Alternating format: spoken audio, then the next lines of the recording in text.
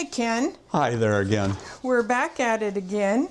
And today's session is about the museum, the act of preservation. So I'd like to ask you, can you take us back to the beginning of the museum, when it first started to really feel important to you and to Sandy? How did that happen? Well, that goes back a little bit before Sandy and I even. That had been the village library from going back about 1908. It had been a tailor shop, and the tailor died, and his widow sold it to the library board. So over all those years, it was a library. From 1909, I guess they got it going, until the new millennium, and of 2001. But my dad and his older sister had been taken down there when they first came to Wardsville in 1918 because their parents wanted them reading books, wanting them to learn. So I heard stories from my dad about that, about the library. And over the years, I went to get books there as well, and I knew the librarians, and it was just a great place to be.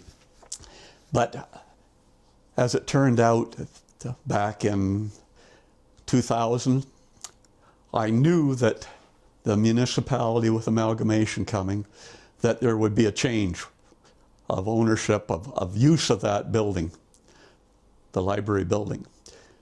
And my wife had been asking me for years, what are you ever going to do with all this stuff in our house that you have been collecting for 20 years or more?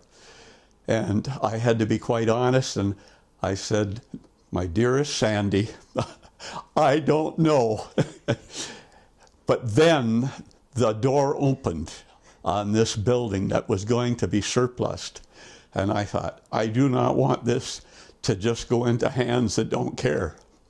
So I went to the transition board, I happened to be on it too, and put my plug in to have that library building designated under the new municipality as a museum that I wanted to curate, bring all the information I had accumulated over the years. And Sandy was an interior decorator, so she came right in beside me. She liked to do the work behind the scenes. She didn't like to be in front of the microphone or the camera, but she put right forth everything to fix that building up with a antique paint in there that she got, and we put picture rails up. We worked on it. Got a donation for an electric baseboard heater in there, and we got the old shelving that the library had, and we worked that out, that we could put all these things that I had collected over the years. And so that was, I had a focus for all that stuff finally. So that was early in, I guess, 2002, we were working on that and had an official opening, and then it went on from there. Sandy cataloged everything that I had taken down there, and so that was the archivist part, that between the two of us, everything is recorded. So that's still in a book, and it was all typed out. So I have that, and I've added a few things by hand since then to the book, but that's available. I can go back. Somebody says, where'd this come from? There's numbers on everything, so I can just look up the numbers in the section of the book and find out who donated it and when and what it is if it's not obvious. Are there any collections in the museum that are most important to you? Well, I think it's actually the documentation, and I keep a lot of that here during the winter when the library or the museum isn't open, and some of it's left down there, but so much of it is, I spent hundreds of hours going through old Glencoe transcript files on Wardsville and copying them out. I got over 100 years of Wardsville news, and it was interesting because I ended up being the last Wardsville correspondent to well, I guess it was long after the transcript had closed, and that had subsequent owners after that. But it was, I think it's the documentation.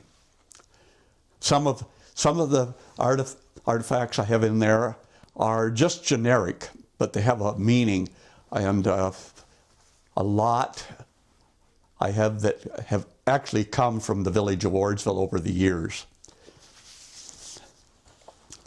You have a couple of your collections have to do with scouting and the World Wars.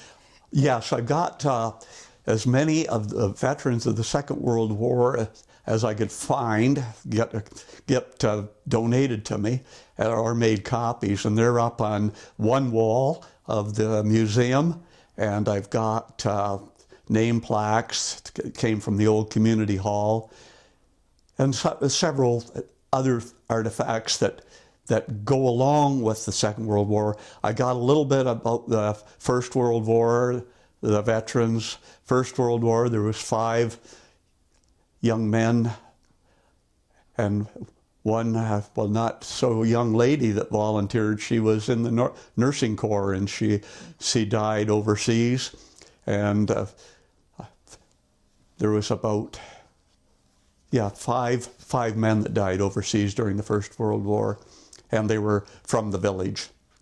And the Second World War, it touched me because the Second World War, the ones that had died, there was 2 died, and my mother was friends of both of them.